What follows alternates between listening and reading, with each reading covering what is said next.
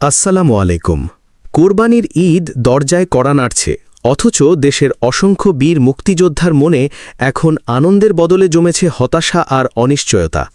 যে মানুষগুলো দেশের স্বাধীনতার জন্য জীবন বাজি রেখেছিলেন, আজ তারাই নিজেদের সম্মানী ভাতা আর ঈদ বোনাসের জন্য দিনের পর দিন অপেক্ষা করছেন। প্রশ্ন উঠছে, বীর মুক্তিযোদ্ধাদের প্রাপ্য সম্মান কি শুধুই কাগজে কলমে সীমাবদ্ধ হয়ে যাচ্ছে? কেন বারবার সম্মানী ভাতা ও ঈদ বোনাস নিয়ে এমন জটিলতা তৈরি হচ্ছে?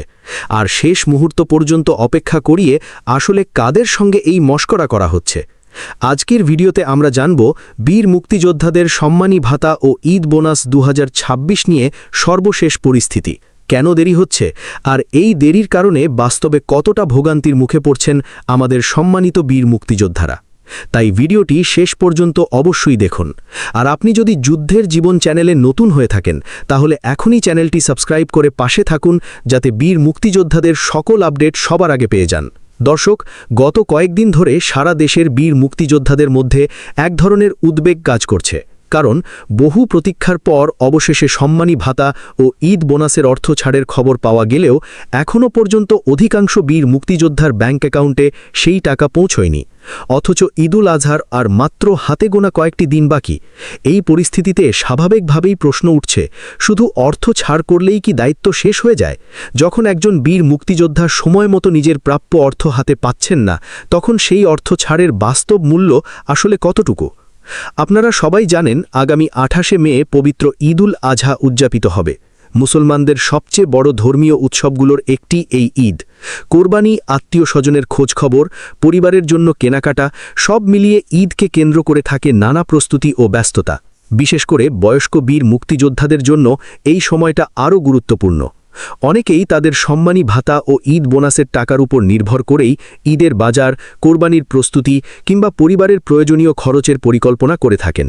কিন্তু দুঃখজনক হলেও সত্য, সময়মতো টাকা না আসায় অনেকের পুরো পরিকল্পনাই ভেঙে পড়েছে। অনেক বীর মুক্তিযোদ্ধা ও তাদের পরিবারের সদস্যরা বলছেন, প্রতি বছর ঈদের আগে এমন অনিশ্চয়তা তৈরি হওয়াটা অত্যন্ত কষ্টদায়ক।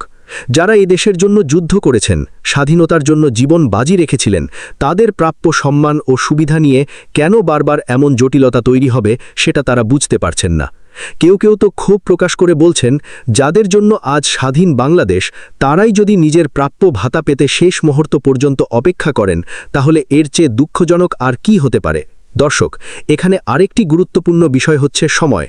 ধরা যাক আজ রবিবার হঠাৎ করেই সম্মানী ভাতা ও ঈদ বোনাসের টাকা সবার ব্যাংক অ্যাকাউন্টে চলে এলো। কিন্তু প্রশ্ন হলো, সবাই কি সময় মতো সেই টাকা তুলতে পারবেন? বাস্তবতা কিন্তু ভিন্ন কথা বলছে। অনেক বীর মুক্তিযোদ্ধা গ্রামাঞ্চলে বসবাস করেন, অনেকের বয়স হয়েছে, শারীরিকভাবে দুর্বল, ব্যাংকে যেতে তাদের অন্যের সাহায্য লাগে।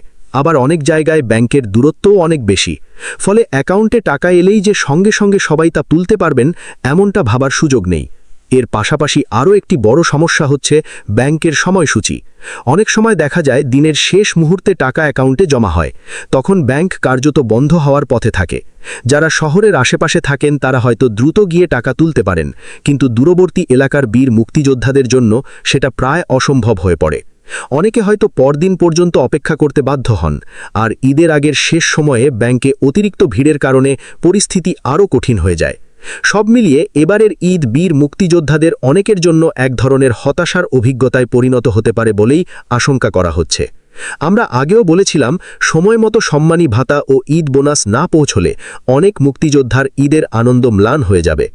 এখন বাস্তব পরিস্থিতি দেখে সেই আশঙ্কাই যেন সত্যি হতে চলেছে। কারণ শুধু অর্থ ছাড় করলেই হবে না, সেটি দ্রুত ও কার্যকরভাবে প্রত্যেকের হাতে পৌঁছানোও সমান গুরুত্বপূর্ণ।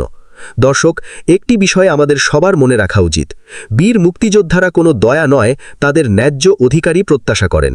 এদেশের স্বাধীনতার পেছনে তাদের অবদান কখনোই অস্বীকার করার সুযোগ নেই।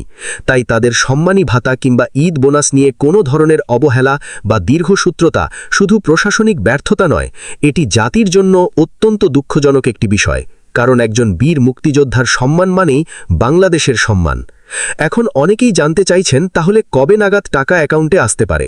যদিও এ বিষয়ে এখনও স্পষ্ট কোনো আনুষ্ঠানিক ঘোষণা পাওয়া যায়নি, তবে বিভিন্ন সূত্র থেকে জানা যাচ্ছে খুব দ্রুত সময়ের মধ্যেই সম্মানী ভাতা ও ঈদ বোনাস সংশ্লিষ্ট ব্যাংক অ্যাকাউন্টগুলোতে পাঠানো হতে পারে।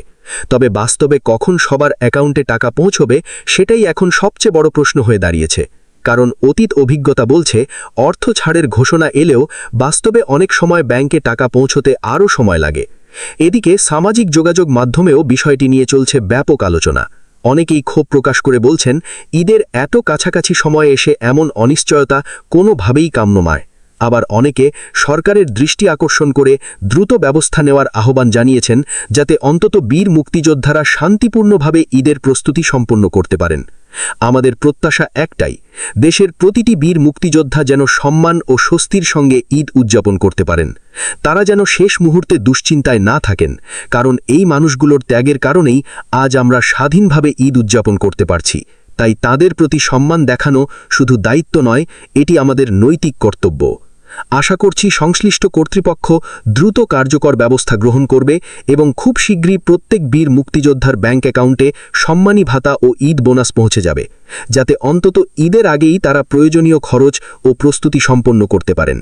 আর ব্যাংক অ্যাকাউন্টে টাকা আসার সঙ্গে সঙ্গেই আপনাদেরকে সবার আগে জানিয়ে দেওয়া হবে যুদ্ধের জীবন চ্যানেলের মাধ্যমে। তো দর্শক, আজকের ভিডিও এই পর্যন্তই।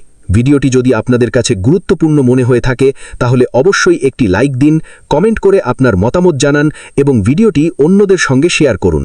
আর যুদ্ধের জীবন চ্যানেলটি সাবস্ক্রাইব করে পাশে থাকুন, যাতে বীর মুক্তিযোদ্ধাদের সকল আপডেট সবার আগে পেয়ে যান। সবাই ভালো থাকবেন, সুস্থ থাকবেন। আল্লাহ হাফেজ।